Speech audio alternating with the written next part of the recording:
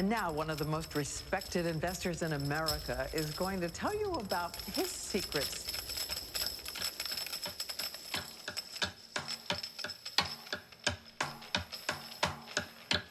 Warren Buffett.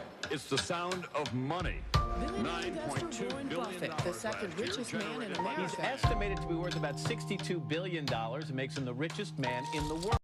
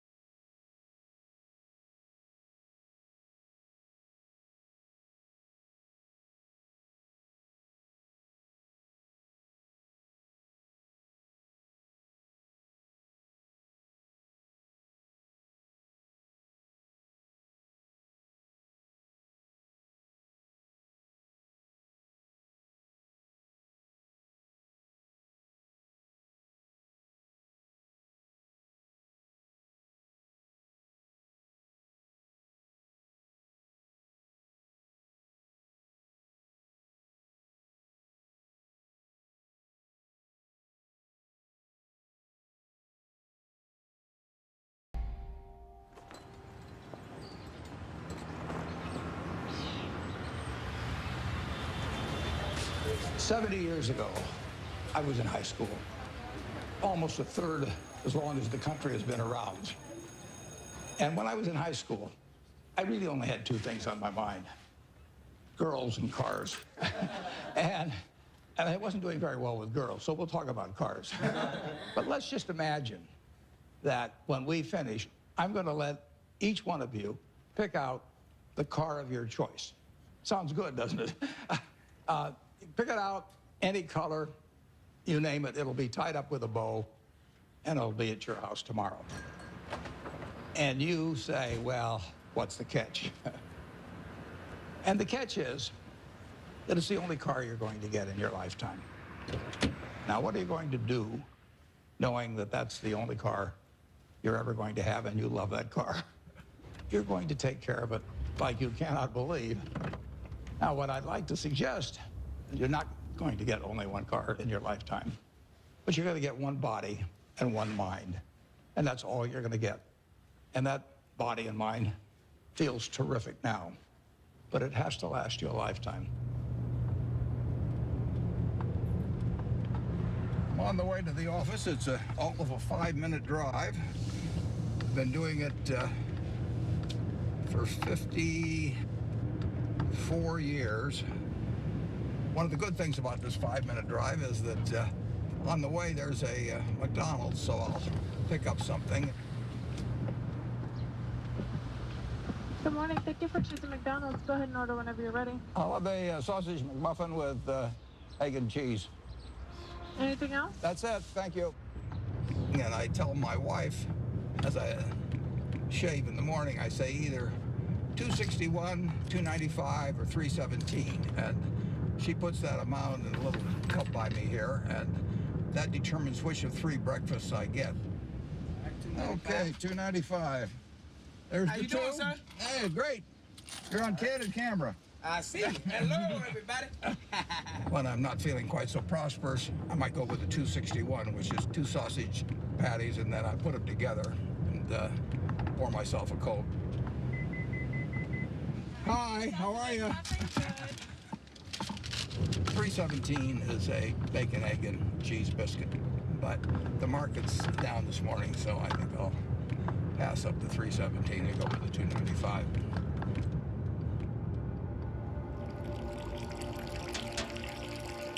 I like numbers. Started before I could remember. It just felt good working with numbers. I was always playing around with numbers in one way or another, and it was fun to have a bunch of guys over and have them betting on which marble would reach the drain first. I had a lot of energy as a kid. I was inquisitive, and I was the youngest one always in the class because I'd skip. I've always been competitive. I like to read more than most kids. I really like to read a lot. My Aunt Edie gave me a copy of the World Almanac And that was heaven to me. And I can still tell you that the almost population was 214,006 in 1930. Some numbers just kind of stick with you. And very early, probably when I was 7 or so, I took this book out of the Benson Library called 1,000 Ways to Make $1,000. And one of the ways in this book was having penny weighing machines. And I sat and calculated how much it would cost to buy the first weighing machine and then how long it would take for the profit for that one to buy another one. And I would sit there and create these compound interest tables to figure out how long it would take me to have a weighing machine for every person in the world. I had everybody in the country weighing themselves 10 times a day, and me just sitting there like John D. Rockefeller's weighing machines. The allowance when I was a little boy was a nickel a week, but I liked the idea of having a little more than a nickel a week to work with, and I went into business very early. I started selling Coca-Cola door to door. I sold gum door to door, or sold Saturday Ink Post, Liberty Magazine, Ladies Home Journal, you name it. I think I enjoyed the game almost right from the start. But I like being my own boss. That's one thing I liked about delivering papers. I could arrange the route I wanted. Nobody was bothering me at 5 or 6 in the morning.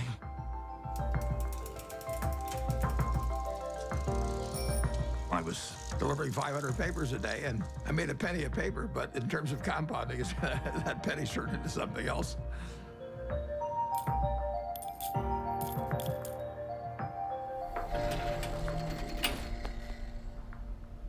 Einstein is reputed to have said that compound interest is the 8th wonder of the world or something like that. And it goes back to that story you probably learned when you were in grade school where somebody did something for the king and the king said, "What can I do for you?" And he said, "Well, let's take a chessboard and put 1 kernel of wheat on the first square and then double it on the second and double it on the third." And the king readily agreed to it. And by the time he figured out what 2 to the 64th amounted to, he was giving away the entire kingdom. So it's a pretty simple concept, but over time, it accomplishes extraordinary things.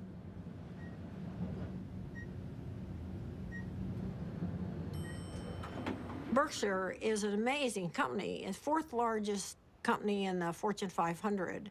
He is the only person who has ever, from scratch, built a company that is in the top 10 of the Fortune 500.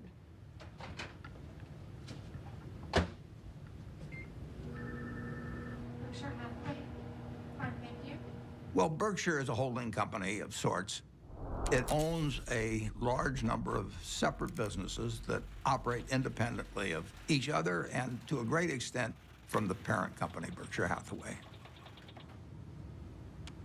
Well, gold's been red hot. My favorite green gold. So strong. All right. Well, we're going to get more from you in a second. We have maybe 70, maybe 80 businesses, and we ask them to behave in a way that doesn't hurt our reputation at Berkshire Hathaway, but they run their own lives. Other people do most of the decorating of the office, so various things come in. Originally, when I moved in 1962, you can see this. I went down to the South Omaha Library, and I think for $1, I got 7 copies of old New York Times from big times like the Panic of 1907. This is one, 1929, obviously. But I wanted to put on the walls days of extreme panic in Wall Street, just as a reminder that anything can happen in this world. I mean, it's instructive art, you can call it.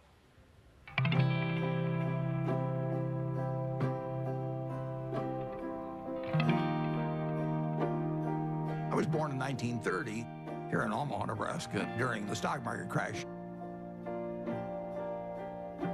Well, my dad lost his job in 1931, a year after I was born. He was a stock salesman, and he had what little savings he had in the bank, and so he started his own company. He worked right through the Depression.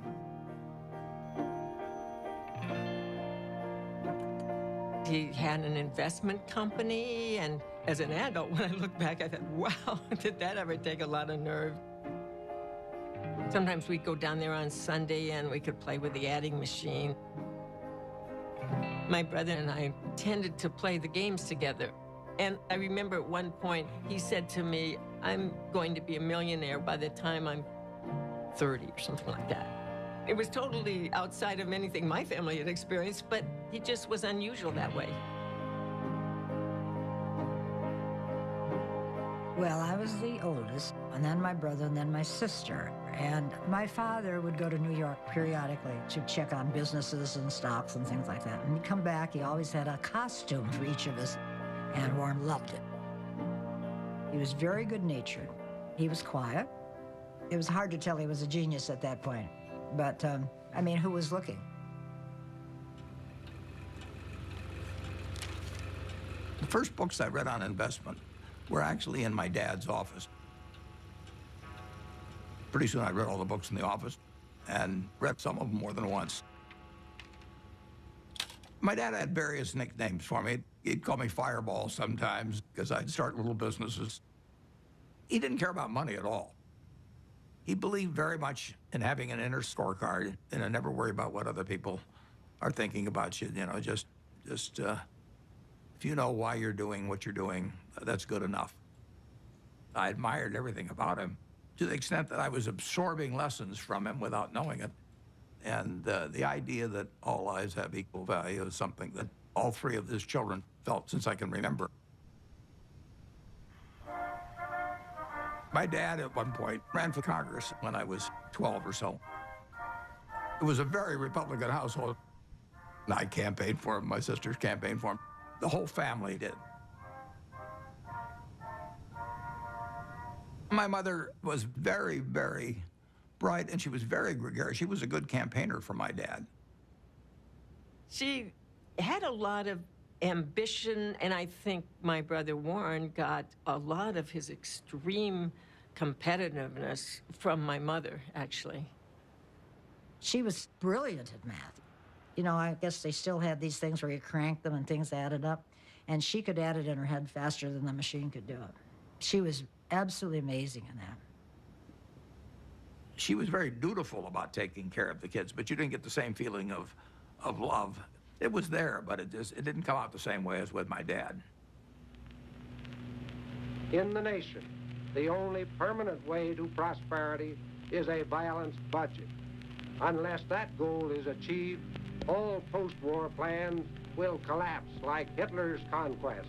You have heard Congressman Howard L. H. Buffett, Republican member of the House of Representatives from Nebraska, speaking When I was about 12 or 13, we moved to Washington, my family, and I was mad. I was having fun in Omaha. I lost all my friends, and now I moved to a town where they were all strange. So I was very, very unhappy. At school, I just lost interest. I took pleasure in tormenting my teachers. At that time, for example, AT&T was the stock that all teachers owned for their retirement.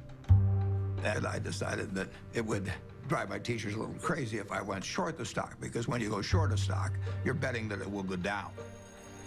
So I shorted 10 shares of AT&T and then brought the confirmation to school and showed these teachers that I was shorting the stock. They found me a big pain in the neck, but they did think I knew a lot about stocks. And then at home, my mother would have terrific headaches. And you didn't want to be around her when she was having the headaches. And she would lash out more. She would never do it in public.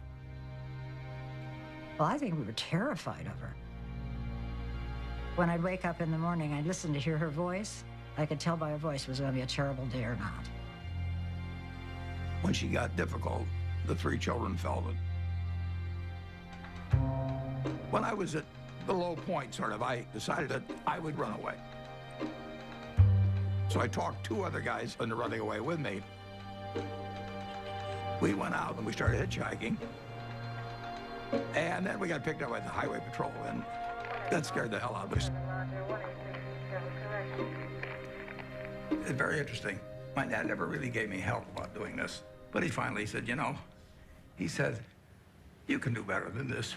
And just saying that, I mean, I felt I was letting him down, basically. So in all ways, He was teaching me. He never taught by telling me things. He just taught by example. He had unlimited confidence in me, even when I screwed up.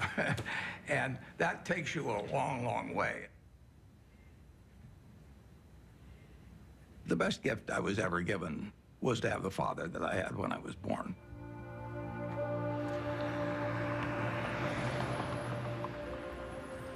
I didn't want to go to college. I was 16 when I got out of high school, and I was buying stocks. I mean, I actually was having a pretty good time, and I didn't see that there really was much to be gained by going to college, but my dad kind of jollied me into it.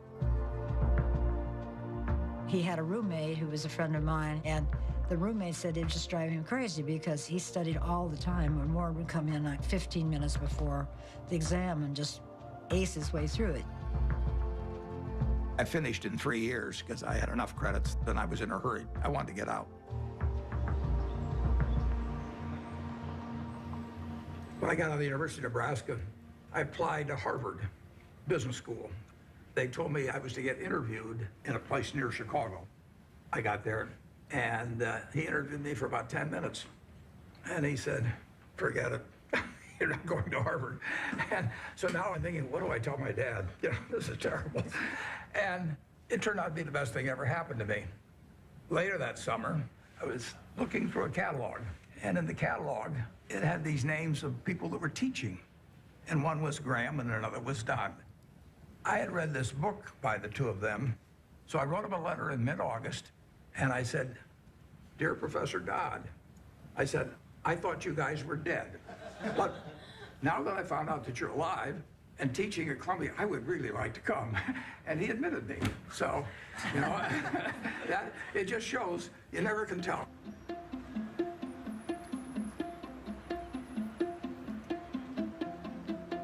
Gentlemen, that's Graham. Ben was this incredible teacher. I mean, he was a natural, and he drew us all in. Are Wall Street professionals more accurate in the shorter term than the long-term forecast? Well, our studies indicate that you have your choice between tossing coins and taking the consensus of expert opinion. And the results are just about the same in each case. It was like learning baseball from a fellow who was batting 400. It really shaped my professional life. There are two rules of investing, according to Warren, and he learned this from Ben Graham. Rule number 1, never lose money. Rule number 2, never forget rule number 1. Ben Graham basically coined the term value investing. He believed in careful scrutiny of a company's financial statements, and that if you bought value, it would eventually prove out.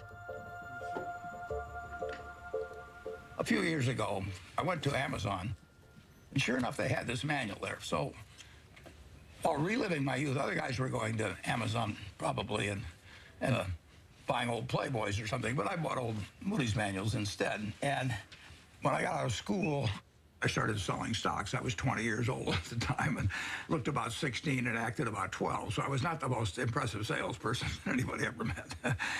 But what I would do was I went through page by page looking for possibly undervalued stocks. Is this like going through an old family album? Better.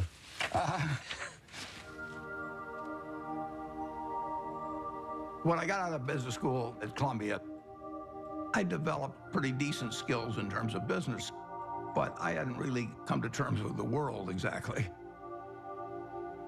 What were you like around girls back then? Bad. I was sort of out of the swing of things there for a while. I went to my 60th reunion. There's a girl there. I took her out one time to the Uptown Theater in Washington, and I asked her whether she remembered what movie we saw, and she said, no, I don't remember that. And then she said, but I do remember one thing. And like an idiot, I said, what was that? And she said, well, you picked me up in a hearse. And it was true that I owned a half interest in a hearse when I was in high school, which was not the smoothest thing, or coolest, as I would say now, the thing that you could do on a date. There were two turning points in my life. Once when I came out of the womb, and once when I met Susie, basically. She was the girl, yeah. But it took her a little longer to figure out I was the boy. I was going to be his youngest sister's roommate at Northwestern. So I walked into their house, and he was sitting in this chair, and he made some sarcastic quip. So I made one back. I thought, who is this jerk? And that's how we met, yes. Listen, Warren is smarter than you even know. His brain is going all the time. And my dad said to me, now you have to understand about him. You're not going to have discussions with him like you would most normal people. But he has a heart of gold. He was just totally enamored of her, and why not? And she of him. She'd sit on his lap all the time, and he'd stroke her hair. It was softening him. Susie was really kind, considerate, and she was the balancing force. I just got very, very, very lucky. But I was a lopsided person, and it took a while, but she just stood there with a little watering can and just nourished me along and changed me. Somebody once said that the chains of habit are too light to be felt until they're too heavy to be broken. I had been terrified of public speaking. I couldn't do it. I'd throw up. And I knew if I didn't cure it then, I'd never cure it. And so I saw an ad in the paper for the Dale Carnegie course, which worked on developing your ability to speak in public. And I went down there. Be sincere. A good smile has the same effect as a puppy's tail. When a puppy wags... They made us do all these crazy things to get out of ourselves, and so we stood on tables and did all kinds of things.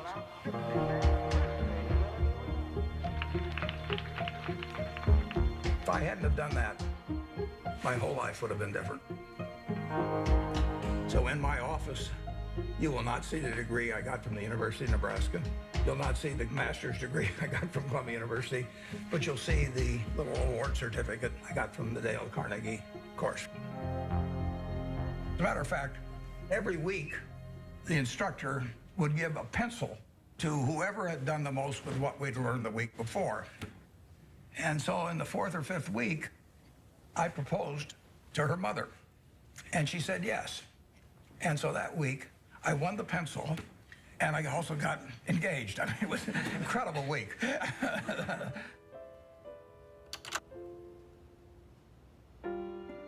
wedding day was kind of interesting because I couldn't see anything without my glasses, and I was so nervous that I just decided to take off my glasses and I wouldn't be able to see all those people out there.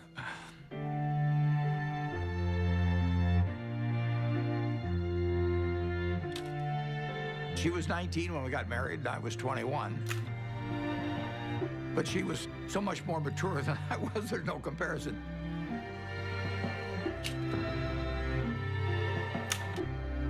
She was a better person than I was.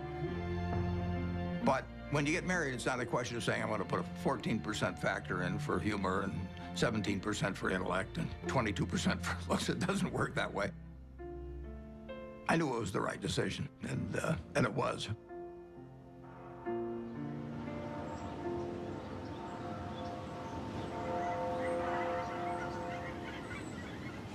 You could live anywhere in the world. Why do you choose Omaha, Nebraska? Yeah, I love it. I was born about a mile from here, and I've never had a bad experience in Omaha.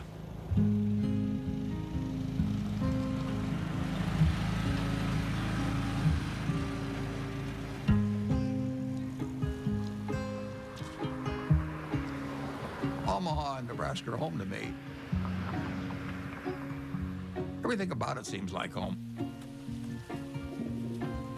It's a pace, it's relationships. There's a lot of continuity, there's a lot of community, there's a lot of friendship. It's a very solid place and friendly place in which to grow up and in which to conduct a business. When I came back to Omaha in early 1956, I had no idea what I was going to do. But a few months after I came back, some members of the family said, what should we do with our money? And I said, well, I'm not going back in the business of selling stocks, but if you would like to join me in a partnership, I said, I'll be glad to do it. So within a couple of months after coming back, I set up the first partnership.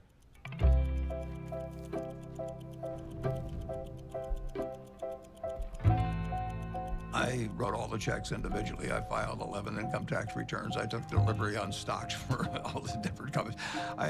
I was a one-man band there for 6 years. Warren would sit upstairs in his little office there, and I would bring up the name of a company, and most of the time, he knew much more than I did about the company. He'd know how many shares were outstanding, he'd know the capitalization, he'd know the earnings. It was absolutely incredible. I mean, when Warren said something, it meant a heck of a lot. And I think all of us paid a lot of attention to Warren when he took a definite stand on something. When I first met Warren back in 1959, I recognized immediately that he was a very intelligent person. For the last 4 or 5 years, the stock market has been booming along and presumably forecasting better business, which has really not materialized. So maybe the stock market is really correcting a previous incorrect forecast this time rather than making a new correct one. He'd made a lot of money buying thinly traded securities that were incredibly cheap statistically. Warren was at that time dealing with small companies, and his investments often were to buy a company that you could figure was a discarded cigar butt, but it had one more smoke in it. And he wanted to buy at the right time to be able to benefit from the one smoke. The first partnership started with $105,100. I put up the 100 and the other people put up the 105,000. And then at the start of 1962, I moved to Kiewit Plaza. And by the time I moved to Kiewit Plaza, we had $7 million invested, and a fair amount was profits. I was then renting a house. I never owned a house to that point. And then 2 years later, I bought the house I live in today in 1958.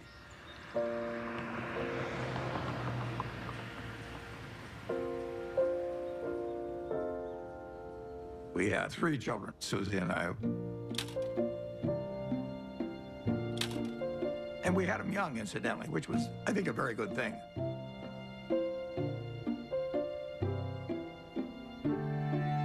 My daughter Susie was born here. I named her Susie just like that as soon as I looked at her, because she looked just like her mother. And she was a cinch.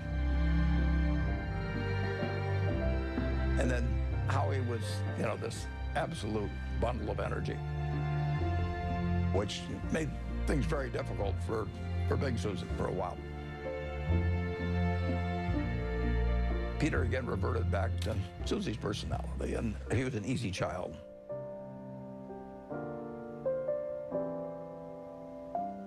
Well, you know, I would describe my childhood as normal, but who knows what normal is. People often think, you know, well, Warren Buffett was this famous rich guy. He was not famous and he wasn't rich when we were growing up. What I saw first and foremost, day in and day out, was consistency. Every day we'd hear the garage door close in the house, and then like clockwork, my dad would come in the door, I'm home, and we'd all eat dinner together, which I think surprises a lot of people. My dad used to rock me to sleep at night and sing Over the Rainbow. So I have this insanely sentimental attachment to that song. I've always had a really close relationship with him.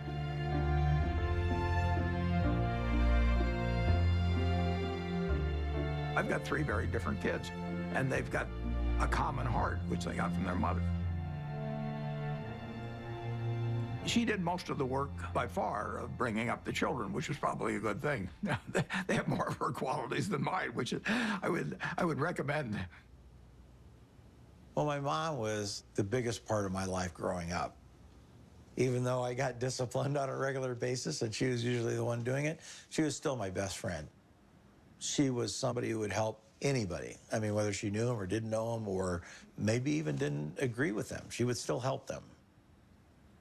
She was incredibly empathetic, and she was interested in every person individually.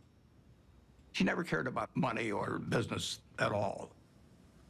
I mean, he would go around saying, I'm going to be the richest man in the world.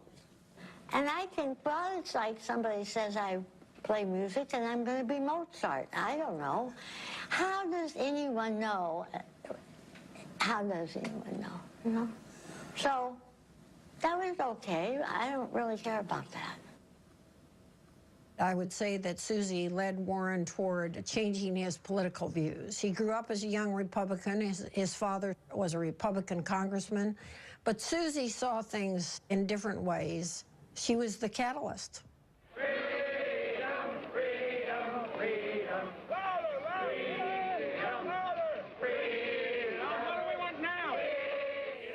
When the children were growing up, I was very involved in civil rights.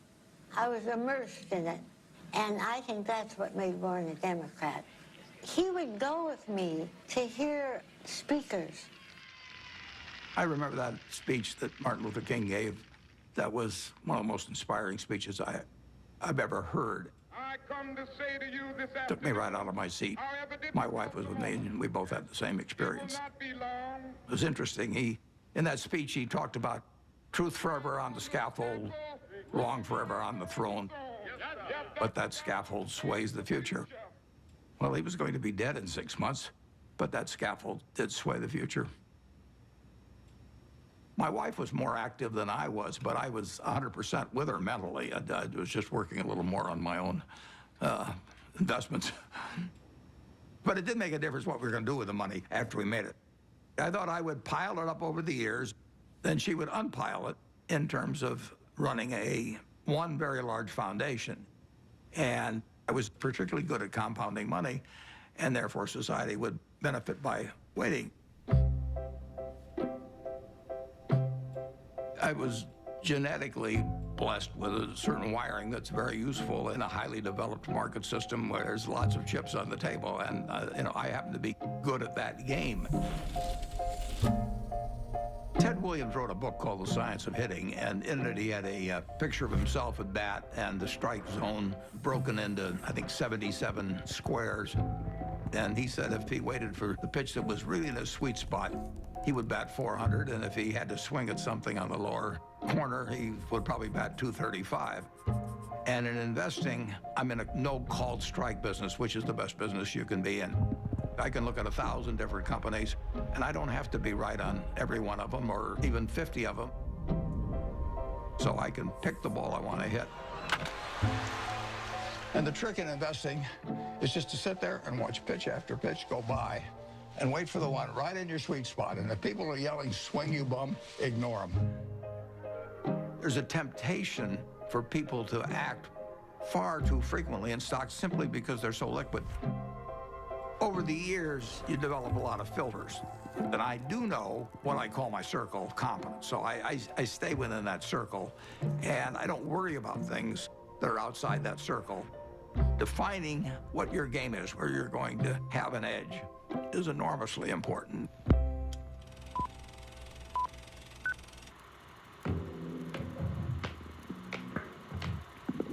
I bought the first shares of Berkshire in 1962, and it was a northern textile business destined to become extinct eventually. And it was a statistically cheap stock in a terrible business.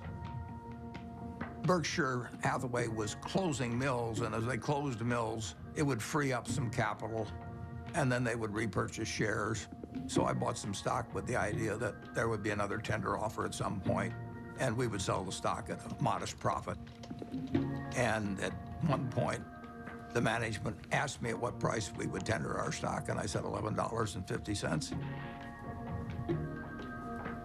And the tender offer came out a few months later, and it was at $11.03, which was 1/8 of a point cheaper. And that made me very mad, so I just started buying more stock. I just felt that I'd been double-crossed by the management, and in May of 1965, I bought enough so we controlled the company. and we changed the management.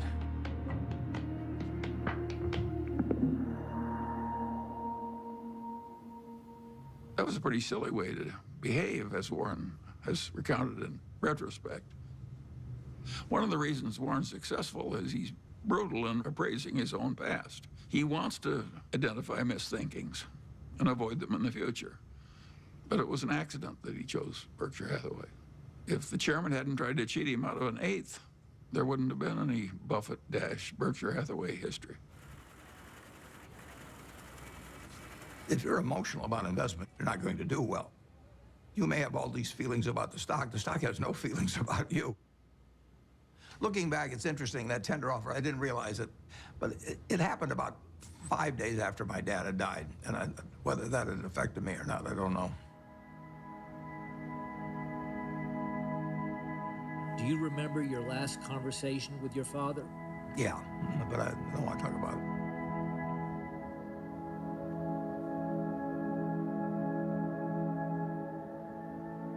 I think it just sobered him and hurt him. But Warren soldiers on. Both Warren and I could look at our fathers and see what they did right and what they did wrong. Warren's father was a real old-fashioned right-wing ideologue. And his father was so intense about it that Warren just decided that it was a mistake. It cabbaged up your head to be that much of an ideologue. So he loved his father, but he didn't want to become that much of a true believer in anything. My politics became more overt after my dad died. Civil rights changed my views. You know, in 1776, Thomas Jefferson wrote, "All men are created equal," and then when they wrote the Constitution, they all of a sudden decided that, no, it was just 3/5 of a person if you were black. I mean, that struck me as kind of crazy. I was talking to him one day about some racial issue, and he said to me, "Wait till women discover they're the slaves of the world." Now, how many men were cognizant of that, and even women then? The initial example is really my mother. She came from a generation where the main function of the wife was to help her husband in the job. And my sisters are fully as smart as I am. They got better personalities than I have, but they got the message a million different ways that their future was limited, and I got the message that the sky is the limit. And it wasn't due to a lack of love or anything of the sort. It was the culture. On the other hand, you can look at the flip side of that and say it's quite encouraging, because if you look at what this country accomplished only using half of its talent, you know, just think of the potential for the future. I'm enormously bullish on America over the future, and part of the reason is that we, by some rather stupid decisions, essentially put half our talent on the sidelines. Warren is probably the most rational person I've ever met. Charlie Munger would be a close rival. And Charlie became a man that Warren depended on heavily. And I think his first experiences in the discarded cigar butt era convinced him that it was not exactly where he wanted to be. He'd made so much money for so long doing what he'd been taught by Ben Graham, which is to buy these very cheap stocks. And if they were cheap enough, he didn't care if it was a lousy company and a lousy management. He knew he was going to make money anyway just because of the cheapness. Charlie Munger has had a big impact on me in moving me toward looking for wonderful companies at fair prices rather than fair companies at wonderful prices. And that was enormously important because it enabled Berkshire to scale up in a way that would have been impossible to do otherwise. Yep. What are the key indicators you look for within companies before making an investment? Well, I look for something that does give them a moat around it. We have a company called See's Candy out on the West Coast. See's Candy is boxed chocolates. If you give a box of See's chocolates to your girlfriend on the first date and she kisses you, we own you. You know, I mean, we can raise the price tomorrow and you'll buy the same box. You're not going to fool around with success. So the key there is the response. You do not want to go home on Valentine's Day and say to your wife or your sweetheart, preferably they're the same person, you don't say, here, honey, I took the low bid. It doesn't work. Price is, to a degree, is immaterial. If you've got an economic castle, people are going to come and want to take that castle away from you. And you better have a strong moat. You better have a knight in the castle that knows what he's doing. You're not buying an asset. You're buying a name, you're buying a brand, you're buying a real franchise here. And Charlie was more responsible for that than anybody. We were mental partners right from the moment we met. I want to know, going back 50 years, what it was like when you first met Warren. Well, I thought he was a prodigy. And I got a lot of criticism. My wife said, why are you paying such enormous respect to that young man with a crew cut who won't eat vegetables?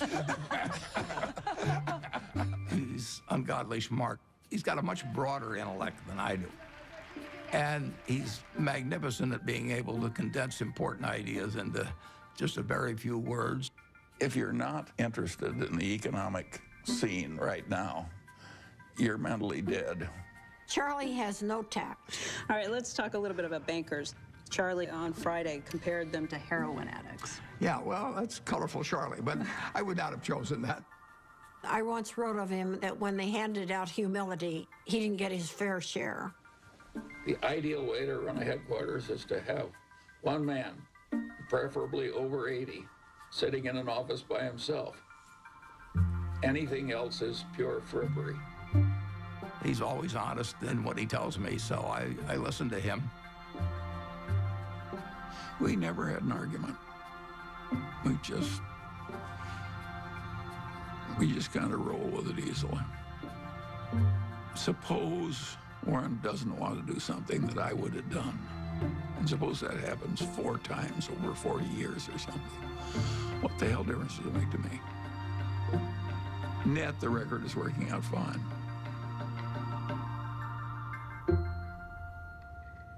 Both of us know that we've done better by having ethics. Warren's not interested in making money by cheating people. Warren's opinions of Wall Street investment bankers would not endear him to their mothers. He feels that they're, for the most part, not out for their clients. They're out for their own business interests. In the late 1960s, there were just a flood of accounting shenanigans and mergers built upon false accounting and misleading people. It was a time when a lot of charlatans were prevailing in Wall Street and were being applauded by Wall Street. And I understood what the game was about, but I didn't want to play in it. So I closed down the partnership at the end of 1969, and I took on the title of chairman for Berkshire Hathaway. Well, I think the modern Berkshire is pretty much all a reflection of Warren. I have constructed a business that fits me. It's kind of crazy to spend your life painting if you're painting a subject you don't want to look at. I've gotten to paint my own painting in business on an unlimited canvas, in a way. It's a different sort of place. I work with a great group of people that make my life very easy and that take good care of me.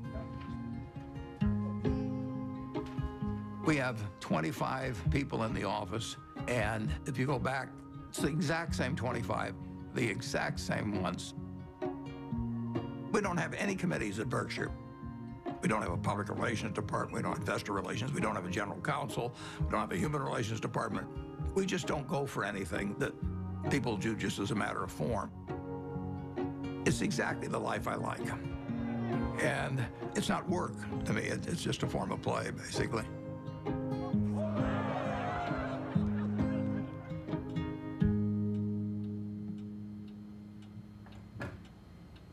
Well, I like things quiet. I shut the door, actually, at the office because I don't want to hear anybody talking outside. And I still probably spend 5 or 6 hours a day reading. Look at what's trending today. Our quick roundup of what has you talking. Well, what's amazing is the stuff he remembers. It's like a little computer, you know. I keep thinking the hard drive will run out of space, but it doesn't. He's one of the smartest people we know.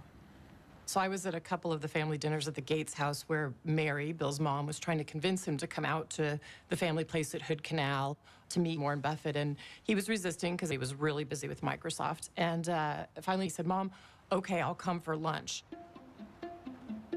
So the two of us flew out there somewhat reluctantly because, you know, buying and selling stocks, which is how I thought of Warren, wasn't of particular interest to me and didn't seem like value added. It turned out that was completely wrong. We knew that day that we'd be very close friends. In fact, we just couldn't get enough of each other. Shortly after I met Bill Gates, Bill's dad asked each of us to write down on a piece of paper one word that would best describe what had helped us the most. Bill and I, without any collaboration at all, each wrote the word focus. Well, focus has always been a strong part of my personality. If I get interested in something, I get really interested. If I get interested in a new subject, I want to read about it, I want to talk about it, and I want to meet people that are involved in it. We both love to work hard. You know, neither of us like frivolous things. You know, he doesn't know much about cooking or art or a huge range of things. I can't tell you the color of the walls in my bedroom or my living room. I don't have a mind that relates to the physical universe well. Warren checking the Dow. But the business universe, I think I understand reasonably well. Warren's ability to size up people and businesses, it's a pretty magical thing. He is the best at that of anybody we know. We should all try to be 20% as good at that. I like to sit and think. And I spent a lot of time doing that. And sometimes it's pretty unproductive, but I find it enjoyable to think about, particularly about business or investment problems. They're easy. It's the human problems that are the tough ones. Sometimes there aren't any good answers with human problems. There's almost always a good answer with money.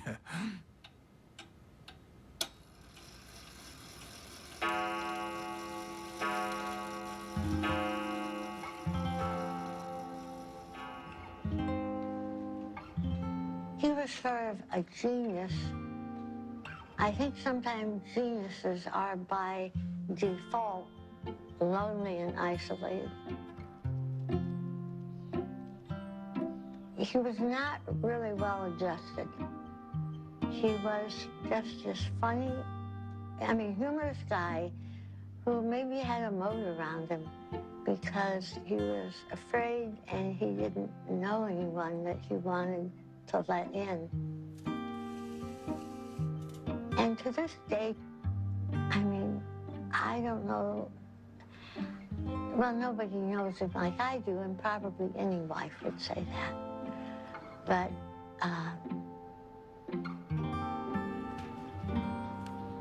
he's a loner in a sense.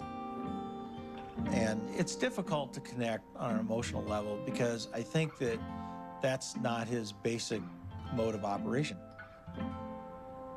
He was there, physically, but he was upstairs reading all the time. I always told my mother we have to talk in sound bites. I learned that early on, that if you start, going into some long thing, unless you've explained to him ahead of time that it's going to be a long thing and you need him to hang in there, you lose him. You lose him to whatever giant thought he has in his head at the time that he was probably thinking about before you came in and really wants to get back to. He's not like the rest of us. I don't think my dad ever took anybody for granted, but you are a little bit blind, I think, sometimes to what other people might be doing behind the scenes. And my dad's gotten a little bit of a pass. Warren can't find the light switch, and it's probably my fault. One time, years ago, when the kids were little, I was feeling really sick. I had the flu, so I lay down on the bed, and I said to Warren, will you get me a pan or something from the kitchen? I may not get to the bathroom. I feel so sick. He said, okay. So he trotted down to the kitchen, and I hear this bang, biff, boom, bang. And he comes up, and he brings me a colander, and I looked at it, and I said, look, honey, this has holes in it. Oh, okay.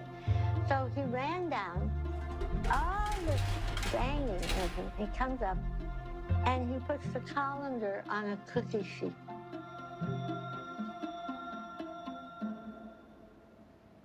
Physical proximity to Warren doesn't always mean that he's there with you.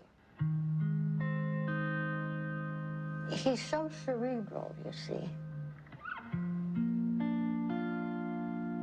And that's why I learned to have my own life. We were two parallel lines, but very connected when he was open to connecting. I did make a joke at one point. I said, we could make a tape of Mom yelling, bye, Warren, I'll be back later, and then have the door slam, and you would just think she was here. I don't think he knew what she was doing most of the time. Once Howie and I were both gone, as we've gotten older, she started to see the writing on the wall here and, just started trying to figure out how she could at least have some more, she called it, a room of her own.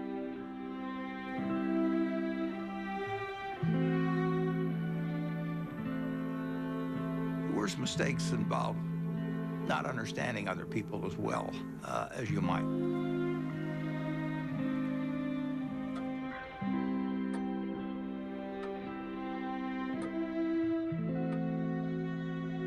Well, she left Omaha in 1977, and there really isn't much to say about that.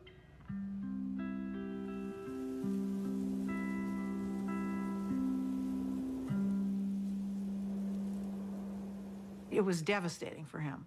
And I came home because I can't say I was mad at her exactly, but I kept thinking, how can you leave him? He can't function by himself. So my mother, she'd asked a bunch of her friends to sort of look in on him. And Ostrid was one of them. So I called Ostrid. I said, Ostrid, will you take one, make him some soup, go over there and look after him because he's not going to make it. And it took him a while to figure it out, but he figured it out. I said, I'm not leaving you because I'll be wherever you want me when you want me. My mom moved to San Francisco, and I think one of the reasons it was important for her to leave Omaha was because she just felt like she was kind of trapped in this environment, that everybody knew who she was, that she, couldn't have her own identity. He knew that there was something she needed to do, and that she really recognized that the money gave us all and her a choice in a lot of ways that a lot of people didn't have. There was a time Warren was getting criticized, that here was this very, very rich man who was getting richer every year and really wasn't giving a lot of money away. And there was terrific criticism by some people, which Warren never said anything about. The biggest thing in making money is time. You don't have to be particularly smart, you just have to be patient. Susie didn't want to wait as much as I did, but she never quite appreciated compounding like I did. That is a disagreement we have. I run a foundation now. I think we should be giving more money away. But I understand why we don't, because it's business. To me, the crux of it is that it wasn't the money itself. You can see that in the way he lives. I mean, he doesn't buy huge paintings or build big houses or anything like that. It's all mental with him. And the money is his scorecard. And he used to say to me, everybody can read what I read. It's a level playing field. And he loves that because he's competitive.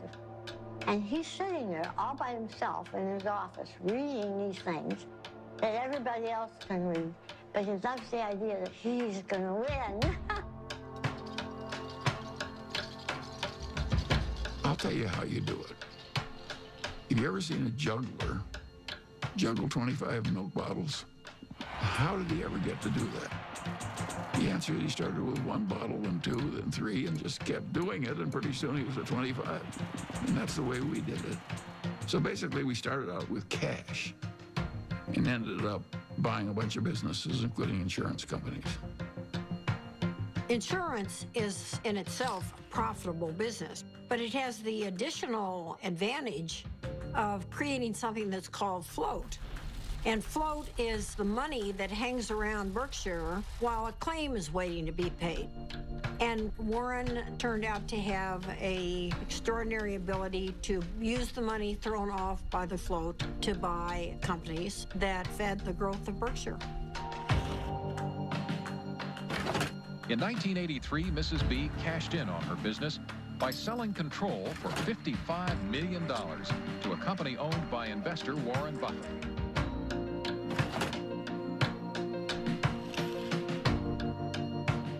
Warren was quite an expert about newspapers. He got interested in the Post because he recognized it as a greatly undervalued company. He had to write me a letter. Dear Mrs. Graham, I've just bought 5% of your company, and I mean you no harm. And I think it's a great company. I know it's Graham-owned and Graham-run, and that's fine with me. And I thought, whoa, this guy's really terrific. He used to come to board meetings with about 20 annual reports. And he would take me through these annual reports. I mean, it was like going to business school with Warren Buffett. Kay Graham did introduce Warren to the world of Washington, entirely different group than he had ever dealt with before. It was clear that working with Kay gave him a different kind of confidence, and he was the star. Everyone wants to hear what Warren Buffett has to say. The Oracle of Omaha, building his image and having some fun. Berkshire shares have increased more than 2,000% in value, one of the largest market capitalizations in the world, and it could grow a lot larger since Warren Buffett shows no sign of slowing down. So how did he do it? By investing in what he knows and understands. Good old-fashioned American brands like Coca-Cola, Fruit of the Loom, and Dairy Queen. What inspired you? This inspired me. Find what you like. Is that what Yeah, absolutely. Today, the Coca-Cola Company will sell almost 2 billion 8-ounce servings of one form or another of Coca-Cola products. Now, if you get an extra penny a day, a penny a serving, that's $20 million a day. That's $7.3 billion a year from 1 penny more. When you own Coca-Cola, you own a little piece of the minds of billions and billions of people. That is really good. Who's got the most $100 bills these days? Well, his name is Warren Buffett in this country, and he has just displaced his friend Bill Gates as the richest businessman in the world.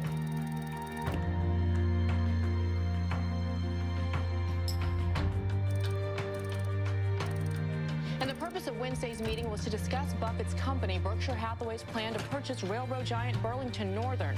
Valued at $26 billion, this would be Buffett's largest acquisition ever. He's created Berkshire from virtually nothing into hundreds of billions of dollars of market cap. Nobody else has a record like that. He wanted to have an outstanding reputation, that he never really upset the apple cart when he bought a business, that he kept the management in place. He was establishing a reputation that paid off later in life. It's been building and building ever since I've known him. It takes 20 years to build a reputation, and it takes 5 minutes to lose it.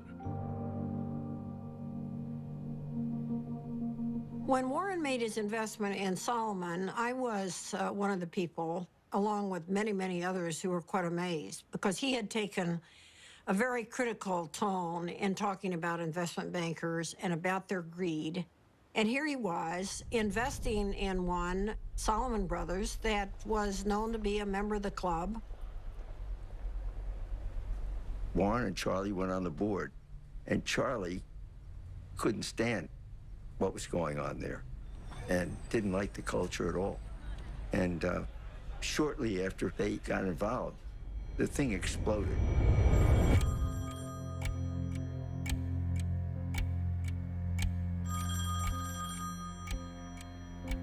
In 1991, on a terrible day in August, I got a call, and the two top officers of Solomon were on the other end, and they said that we had a problem. This is NBC Nightly News. Good evening. It is the kind of scandal that rocks Wall Street and raises questions about the integrity of our financial institutions. With the giant securities firm of Solomon Brothers under investigation for improper trading of Treasury bonds. Solomon admitted it exceeded the limit of trading in government bonds, once by buying bonds in the name of a customer who didn't even know about the deal. Solomon Brothers is under investigation by the Treasury Department, the Federal Reserve, the SEC, and the Justice Department. But more important than the fate of the firm itself is the impact their actions could have on the public trust and on the credibility of the American market worldwide. The company owed $150 billion. It owed more money than any other private company in the United States at the time. And that night, I met with the man that ran the Federal Reserve of New York, who was the sheriff, in effect. And I said, I've never really owed very much money before. I said, I've got a little mortgage on a house, but $150 billion is a little staggering. And I was hoping he would say, well, don't worry, Warren, we'll give you a few weeks to breathe. And he said to me, prepare for any eventuality.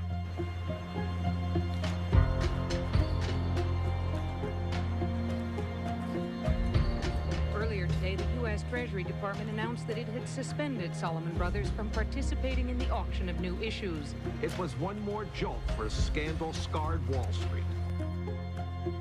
The Fed was in fact saying, you're an evil force and we don't want you trading our bonds. It was a huge turning point for Warren. And he believed that at that particular point, his reputation was on the line. Warren had 24 hours to make up his mind as whether he was going to go forward or just bow out. And I think at that point, Solomon Brothers could have gone into bankruptcy. And Warren stepped up and took responsibility. Okay, I'm Warren Buffett. I was elected interim chairman of Solomon Inc. A few hours ago at a board of directors meeting. Why was it necessary for you to step in, and what is your mandate of leadership? I think that it was necessary to step in because I would do whatever was needed to dig out any bit of information about what's happened in the past, and I would do everything I could to make sure that things are exactly right in the future. Mr. Buffett, are you satisfied that the worst? I had to convince the Treasury that what was done in the past was awful and stupid, and they had every right to be furious at us. But this firm employed 8,000 people, and it was going to go out of business unless they let us continue, basically. Warren believed that there was a too big to fail scenario. The term was not used then, but he believed that Solomon was too big to fail. And if Solomon went down, it would take other important parts of Wall Street with it. We had this death knell from the Treasury, so I called the Treasury. Nick Brady was the secretary. I'm pleading for my life, and I'm sure my voice was cracking and everything else. I said, Nick, this is the most important day of my life. And that I really did feel that it was going to be a colossal disaster. He wasn't sure I was right at all. In fact, he probably thought I was wrong, but he knew that I felt what I was saying. So the Treasury modified its order, and in effect, of course, it was quite an endorsement. It was huge.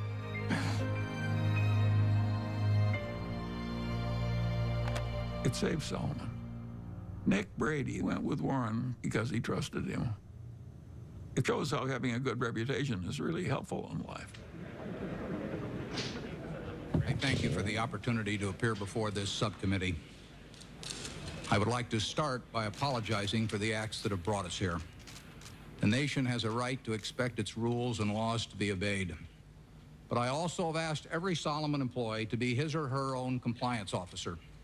After they first obey all rules, I then want employees to ask themselves whether they are willing to have any contemplated act appear the next day on the front page of their local paper to be read by their spouses, children, and friends.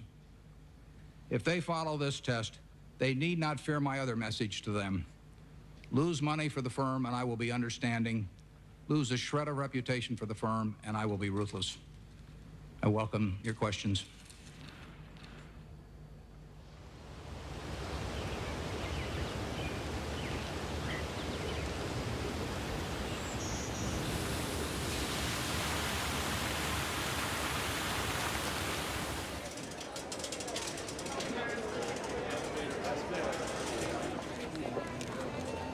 It's been 50 years since I formally took control of Berkshire Hathaway, and step by step, we've created something that is kind of what I dreamt we might create over time, but it took a lot of time to do it. It never seemed like we were making that much progress on any one day, but compound interest works.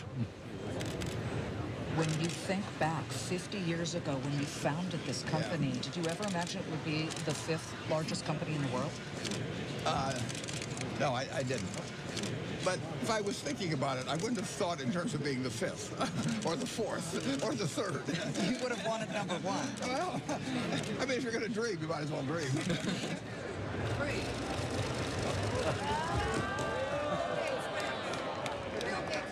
Well, a Berkshire Hathaway shareholders meeting is partly a fun festival. It's sort of a Mardi Gras for people that come every year. It's a chance for us to have a lot of fun and meet the people that have entrusted us with their money. Well, we used to have just 30 people in a cafeteria, and now we have this huge public spectacle. Celebration is part of making a group of people work well together. It's a celebration. We are glad you're here at our meeting. Be sure to check out our wares. We'll sell you C's candy and dilly bars and insurance for all of your cars, for it's buy all you see at the Berkshire Show.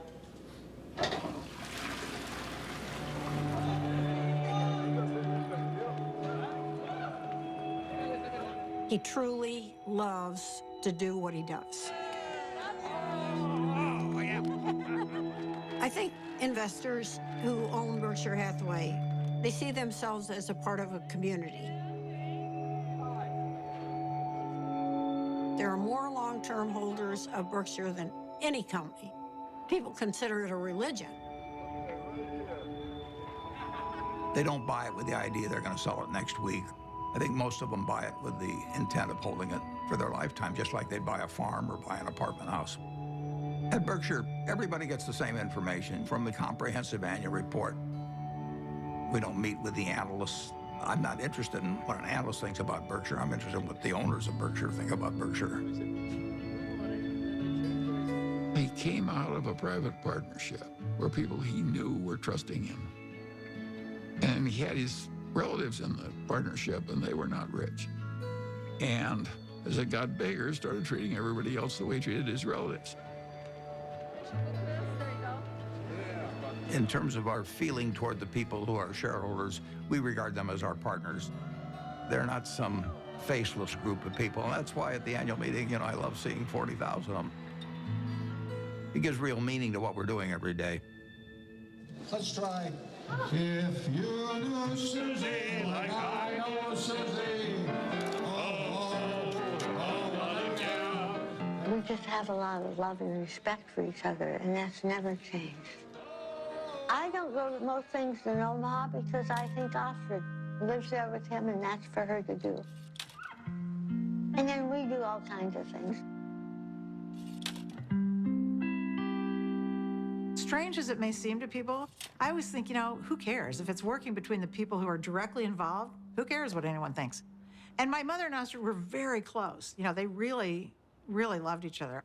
And I think that my mother was glad that she was there because she, you know, she loved my dad. She wanted him taken care of and happy, and there's no one better than Astrid. I mean, she loves my dad. She wouldn't care if he had 1 cent. Well, Astrid has lived with me for a long time. She's done wonders for me. It worked well, but I don't think it'll work for lots of other people necessarily. Susie and I loved each other, and we admired each other, and we were totally in sync with what the other was doing, but we were two different individuals.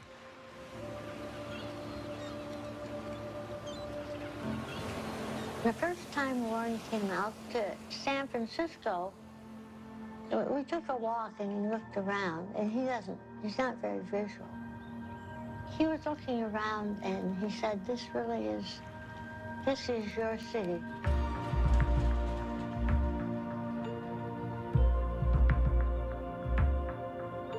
I am so drawn to color and light and form and nature that he thought it was a good place for me. Over the years, I've developed a better understanding of human nature. I can learn a lot about investments out of a book, but I don't think you can learn as much about human beings. You really need some experiences, and I'm wiser in that respect than I was 40 or 50 years ago, even though I can't rattle off numbers the same way I used to be able to.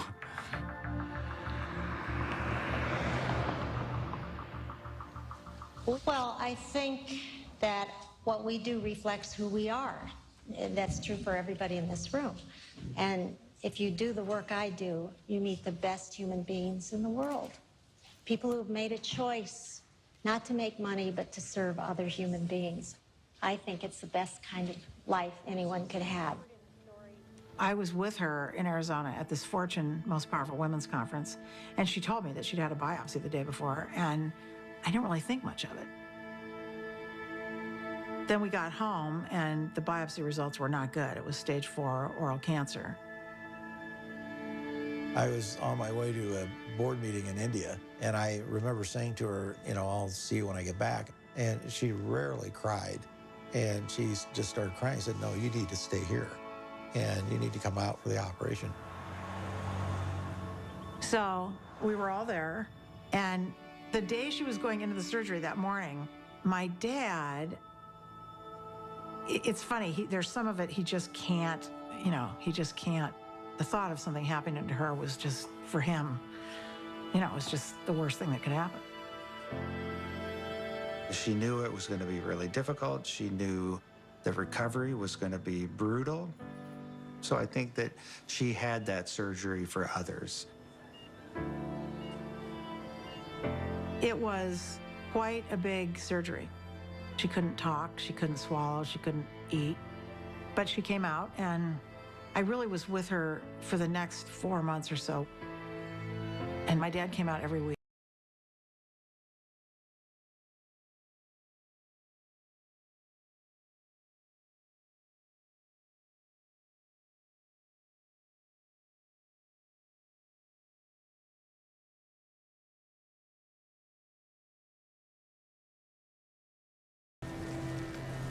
She and my dad had gone to Cody, Wyoming, which they did every year with a bunch of friends.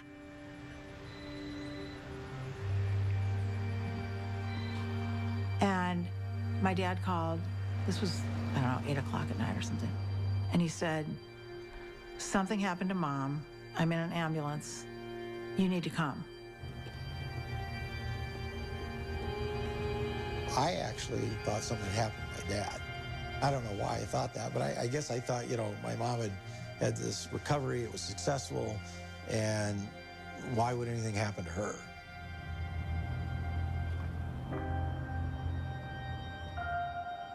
It was horrible. And a total shock. You know, she'd been fine. She'd been fine. They went off to Cody, and she was fine, and they were having dinner, and, you know, she didn't feel well after dinner, and she had the stroke.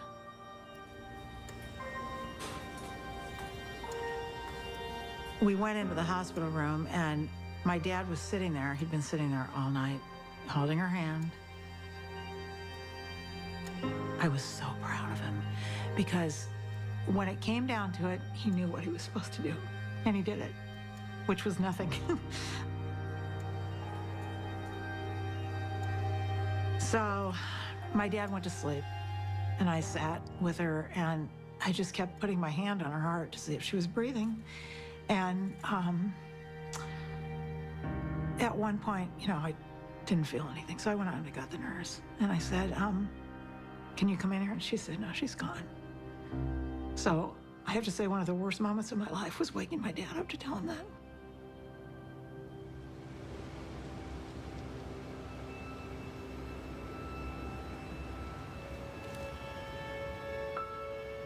It's a very strange thing, love. You can't get rid of it. If you try to give it out, you get more back. If you try to hang on to it, you lose it.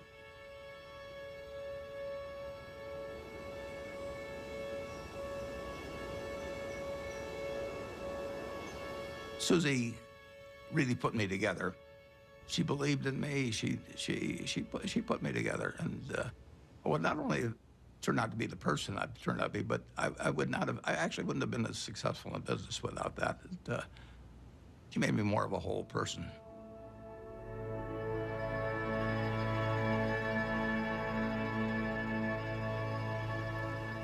He went dark, essentially quiet and inward for a certain amount of time. You know, my dad is a solitary guy, and he had lived essentially a solitary life in a lot of ways. I think it came down to him figuring out how he was going to get through this tunnel and get out the other side.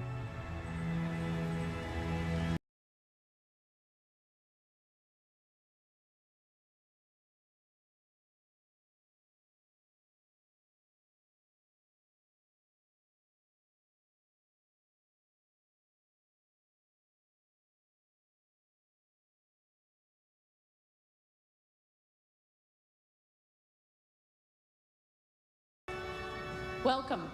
I'm Patty Stonecipher, the CEO of the Bill and Melinda Gates Foundation. And we appreciate you coming today, especially since I sent a very vague and very late notice to ask you to come to a conversation with Bill and Melinda on the future of philanthropy. So let's get on with it. I have the pleasure of introducing a good man whose great decision is going to change the world, Warren Buffett.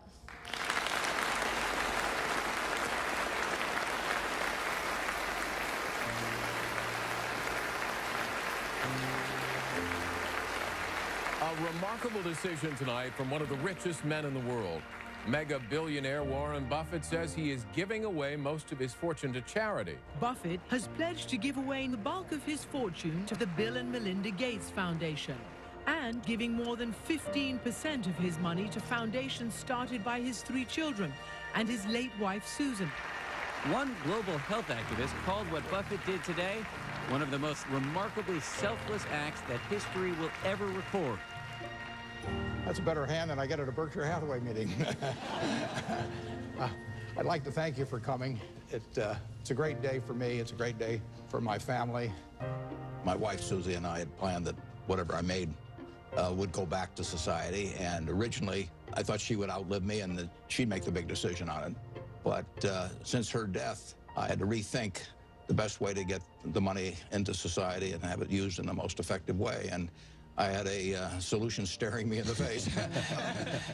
It was completely out of the blue. I mean, amazing. The largest single gift ever given was what he gave away that day. I'd like to ask the people representing those various foundations to come out. First 3 letters are easy to sign. I just signed Dad.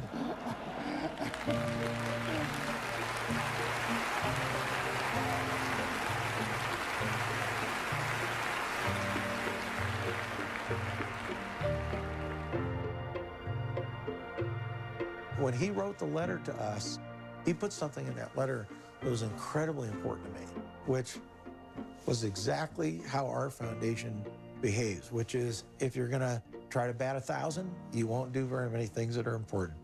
But if you're willing to basically strike out a few times, you can really change something big. ICCN! Well, I feel terrific about the fact that my 3 children each run a separate foundation that combines their special interests, whether it's early education or whether it's farming in areas where people's techniques for using small plots of land could use a lot of improvement. All kinds of ways, vaccines, you name it. more powerful than Buffett's gift is the message he's sending to other wealthy Americans, that those who have the least in this world should benefit from those who have the most.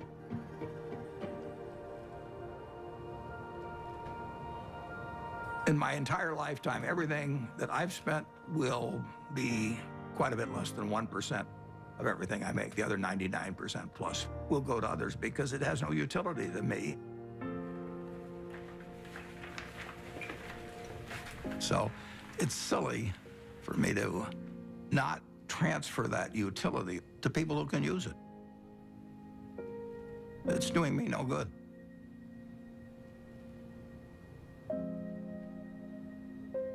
I am so proud of what we do.